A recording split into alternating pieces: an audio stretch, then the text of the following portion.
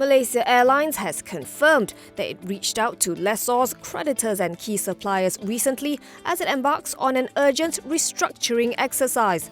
The carrier said in a statement today that it needs to revise its long-term business plan further to ensure its survival and that it would take more drastic measures if the restructuring can't be completed over the next few months.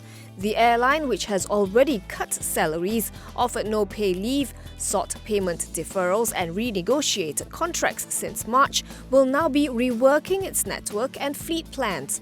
Reuters reported today that Malaysia Airlines holding company Malaysia Aviation Group is unlikely to be able to make payments owed after November unless it receives more funding from Khazanah Nasional.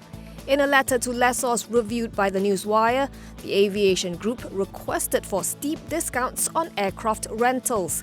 It said it was experiencing an average monthly operating cash burn of $84 million, but only had $88 million in liquidity as of August 31st, and an additional $139 million available from Khazanah.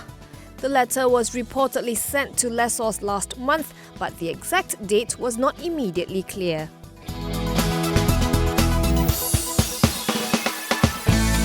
Malaysia reported 287 new COVID-19 cases today, the highest daily number of fresh infections recorded since the pandemic began in January.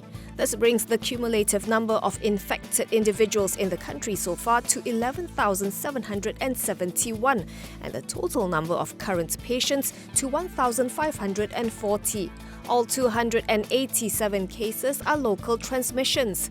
The three states that reported the highest number of cases are Kedah with 129 new patients, Sabah with 113 cases and Selangor with 31 cases.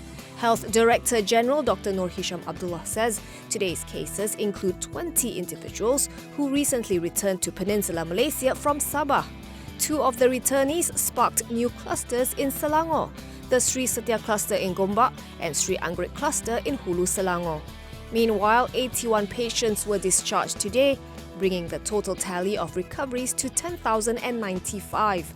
No new deaths were reported, leaving the death toll at 136.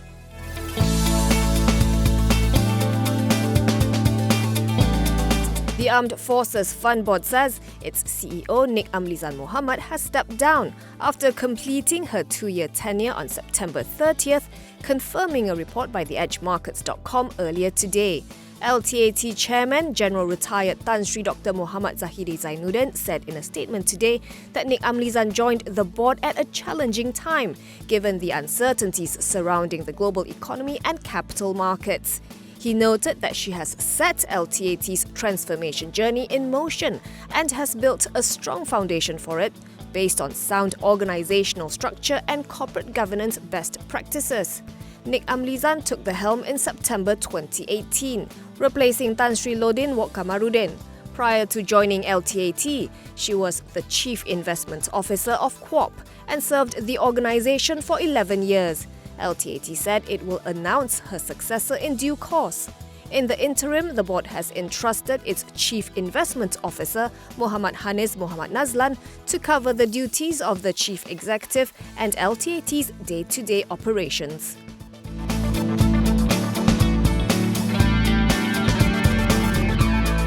Plantation Group FGV Holdings is planning to expand its rubber business to Europe and North America. In a statement today, FGV said its subsidiary FGV Rubber Industries has appointed UK-based Rubber Heart to develop strategic marketing and sales of FGV's technically specified rubber and other specialty natural rubber-based materials exclusively for countries in these continents. FGV Group CEO Datuk Haris Fadzila Hassan said this is an opportunity for FGV to further expand and strengthen its list of international clients. Haris said Rubber Heart is already familiar with FGV's green rubber, which is exclusively produced at the group's Palong 8 rubber factory in Negeri Sembilan. Meanwhile, smallholders producing latex will also be able to command higher income due to the higher price of latex compared to cup lump.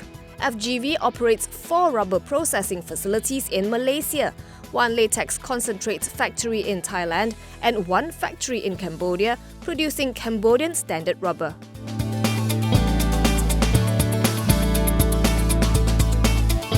Sunsuria has entered into 2 agreements to develop a high-rise residential project in Bangsar and a commercial project along Lorong Tuanku Abdul Rahman in Kuala Lumpur with a total estimated GDV of RM3.53 billion. Sunsuria Executive Chairman Tan Sri Leong Yap says the 2 projects, namely Bangsar Hill Park and Nadi Ettar, will contribute positively to the group's earnings in the long run.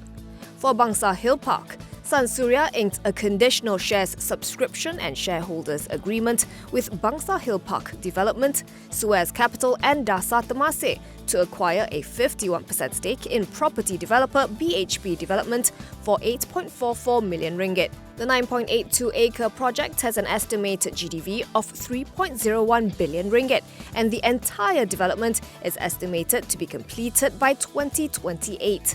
As for Nadi Ettar, Sunsuria entered into a conditional shares subscription and shareholders agreement to acquire investment holding company Bumilex Construction for RM2. The plan is to develop a 1.16-acre mixed commercial project with an estimated GDV of RM524.8 million.